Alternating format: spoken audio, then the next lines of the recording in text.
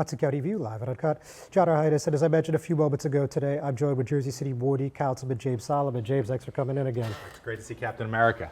When isn't it? Who doesn't Correct. like truth? When isn't it? But who doesn't like truth, justice, freedom, the American way, so on and so forth. So on and so forth. So anyway, with that said, James, obviously you had a strongly worded editorial you sent to Hudson County View and you sent to the Jersey Journal talking about why you voted against this budget. Why did you feel the need to do that? Yeah, the one-word summary for the budget was unacceptable. And it's unacceptable for two reasons. The first was the process was in shambles, and that led to additional tax increases. It impaired the ability of the city council to affect the budget, to put our policy priorities in it. And the budget simply has to be done in a more thoughtful, professional manner. Just for example, the city is supposed to file an annual financial statement by March. We did not file that until August, so months overdue. That financial statement uncovered a $36 million cash deficit that had not been properly accounted for in the what we call the introduced budget. And so we had to scramble as a city to fill that gap, and in so doing delayed the budget, so they had to raise taxes an additional $10 million, right? All of that is unforced errors, right? And that's unacceptable because these are real people with real lives who are going to be harmed by those mistakes. So that was the first reason that I said that. And the second reason is that the budget simultaneously cut really important things like our community crisis response, where we pair police officers with mental health professionals, but still included things like merit pay increases. And ultimately, when homeowners in Jersey City are feeling so much pain, right, with a 30% increase in their taxes, the average homeowner paying more than $2,000 to $3,000 more on their property taxes, we have to be doing everything in our power to tighten our belts, not to spend money wastefully, to demonstrate to the public how precious their dollars are. And we simply did not do that in this budget. And so I felt I had a moral obligation to vote no. All right, point taken. I mean, look, it's a tough year for Jersey City residents. As you know, I'm one of them. You know, you got the school, county, and municipal tax increase. Yeah. But, you know, let's rewind for just a moment. Yeah. So, you know, some people, mixed feedback on this. So some people are like, it's great that, like, we laid it out. Other people were like, I would have liked to see it a month ago. So, do you feel like you were properly appraised of what was going on as a council member? The answer is no. And so some people say, well, why didn't you report this a month earlier? And the point is we're not given this information. And to be clear, I asked for it. And you wrote a story in September when I asked for updates on the budget, trying to do my due diligence, my oversight responsibilities, and I was not given the full picture of the situation. It wasn't until the end of September when the council was appraised of this. And I think you saw that last council meeting. It happened quietly, but Council President Waterman put an item on to create greater council oversight of all of our city budget processes. And so the simple answer is, despite asking for information, the council did not receive the appropriate numbers and updates for us to know that these mistakes and these problems were happening until I did the digging to uncover this in early October. Got it. Okay. Yeah. So what do we have now, if anything, to assure us that this isn't going to happen again next year? I can tell you what I'm going to do, right? I can't speak for city budget, anything else. First is we are going to put in place new guidelines and new timelines to mandate that the budget office is providing the city with documents. More aggressively use our oversight to demand a whole series of paperwork and numbers from the budget office. And then more broadly, do everything in our power to scrutinize every line item to make sure we're not spending a single cent wastefully. Okay. So with that said, like I mentioned, and as you're well aware, there's an increase at every level this year for Jersey City. Unfortunately, that's the way the ball bounces. But we do have a Board of Ed election, and we have 8 candidates running. So, I don't get the sense you're going to endorse a week out or less. But, how important do you think this election is in terms of, their fiscal management going forward? Yeah, it's very important. And I think what we have to do is sort of reject the false choice we keep getting given between funding our schools and having a responsible budget. The only answer for our city is to do both. And anyone who's running for the Board of Ed, that's the challenge they have to embrace, right? We need well-funded schools. We need drinking water in our schools. We need air conditioning. But we can't keep doing what we've been doing. You can't raise taxes 30% on folks and just assume they're going to take it. You have to do it thoughtfully, responsibly, and then you have to scrutinize every cent that's spent in the school budget. And that's what we need from the elected leadership of the school district. All right, very good. So Beyond that, what do you think about now what we have developing for 2023 in the county? Obviously, it's a big year next year. Yeah. You have the county executive, you have all 9 commissioners. When you look at that budget and spending there, I mean, have you given any thought on that yet? Sure. I mean, look, this year there was a minuscule tax decrease on the county side, but if you look at a 10-year period, the county's basically raised taxes to the legally allowable extent every year. And I think you ask residents in Jersey City, well, what do you get for your county taxes? And the answer is very little. Lincoln Park's a great park. Some of the county high schools and magnet schools are good, but given to a very select group of students, oftentimes with, questionable whether there's some politics involved and who gets into those schools.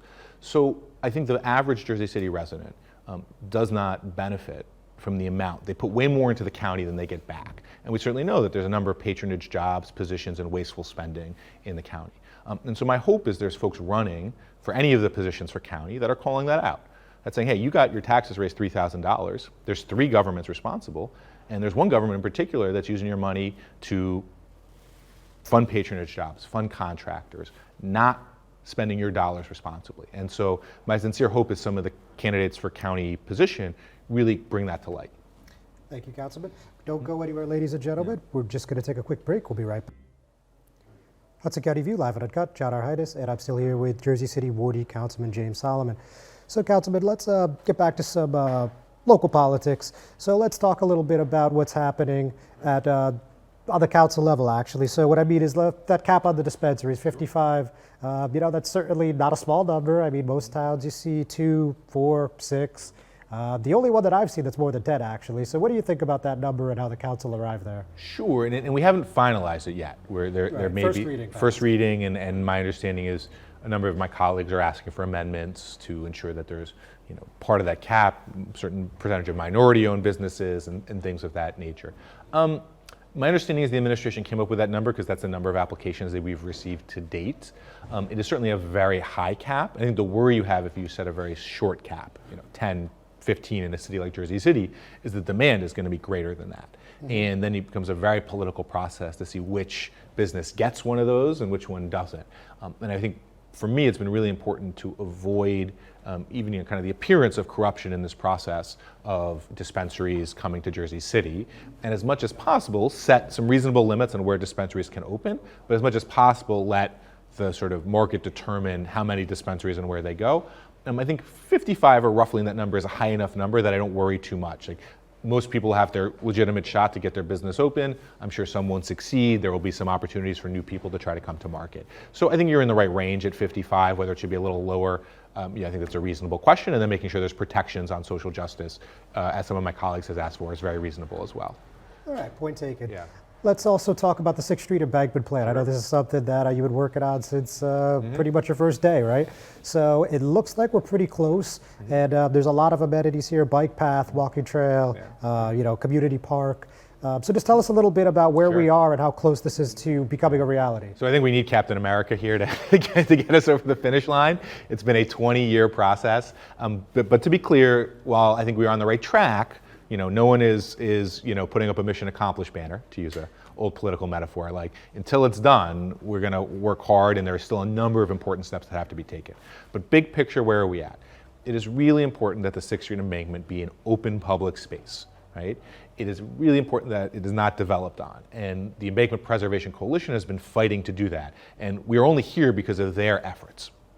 Now, we're in the process of settlement negotiations and conversations, so the city can't get into the details of it, but the broad outlines of the settlement have all been publicly discussed, which is there would be development on the first block between Marin and Manila. That's been contemplated for over a decade, and then there'd be basically park open space from Manila all the way over to Newark Avenue, which would be an extraordinary kind of public space and benefit, and then ultimately would like it to connect into the Bergen Arches to the Essex Hudson Greenway. So in our long-term vision, you have a green corridor connecting, in essence, the waterfront all the way to Montclair.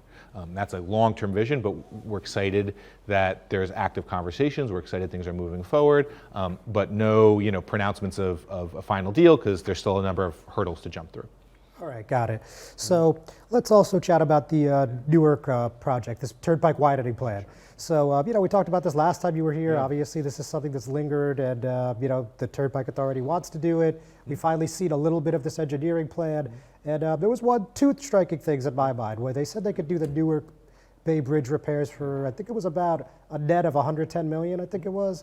And the other part that I'm certain of is that the engineering report of that, the section of that report, I should say, was redacted. Yeah. So, but when you look at the heart of that, I mean, what's your biggest takeaways? Yeah, first I do chuckle at the state secrets, the important CIA documents in a Turnpike Authority engineering report that we have to have redactions. It adds to the questions of transparency. And was this a deal that was cut behind closed doors with no public input, regardless of whether it was good for Jersey City or New Jersey? And when you start making redactions in engineering reports like you're the CIA, that makes me think that there's some shady business going on. The fact that you can net, and I haven't looked exactly at the numbers, but net 100 million to repair the bridge. The point here is we did not have and have not had a thoughtful consideration of all of our options. How can we ensure the structural integrity of the bridge? How can we deal with truck traffic in Bayonne? How can we ensure that Jersey City does not have significantly more car traffic on our streets, clogging our streets, polluting our air? What are our mass transit options? We have not had a thoughtful consideration. Instead, this idea was settled on behind closed doors, and now it's an attempt to ram it through. I've said it clearly, I'm opposed to what has been presented to us. I'm always open to conversation and discussion and different ideas, but it has to be done in a spirit of collaboration, not what's happened, which is a government agency thinking they know better than the people and attempting to ram through a $5 billion project that frankly, very few people are asking for, and where that money could be spent significantly better on other mass transit alternatives. All right. Well, one other thing, at least before we let you go. Yeah. So now you've certainly been very clear also on your position of your colleague, Councilwoman at Large Amy DeGise. You obviously said she should step down in light of that hit and run, and we haven't, heard too much. There's no court date. Things seem to be at a standstill. But now we're in November, and we're almost at that time where you could start the recall. Is that something you think should happen? Or would you like to be a part of? Sure. Well, I think it's the community members that have been consistently asking for her to step down, I think, are the ones who are ultimately going to decide whether a recall makes sense or not, especially given, winter is not the ideal time for people to be going out and talking to voters and collecting signatures. But the fundamental facts of the case remain, and they haven't changed, right? Which is, the council member hit a bicyclist, left the scene, did not report it to police for 6 hours, and has not provided any public accounting or apology for why she did this or the fact that she even thinks she did anything wrong. And that, to me, makes her conduct inappropriate to continue to be an elected official. And that's why I've clearly called for her to resign. And today, tomorrow, a year, 2 years, 3 years from now, none of that changes. All of those are facts that are not in dispute. And ultimately, for you to think she should remain in office is to say you think it's appropriate for elected officials to leave another human being lying in the pavement, totally unaware of their condition, whether they're alive, whether they're bleeding out, and then not even have the character to apologize and explain your conduct. Councilman, thank you very much. Sure. I think you've earned the opportunity to hold the shield just for a moment. I'll see. I need it in Hudson County. You do. There you go. All right, ladies and gentlemen, thanks very much. We're not done yet. We'll be right back. Thank you.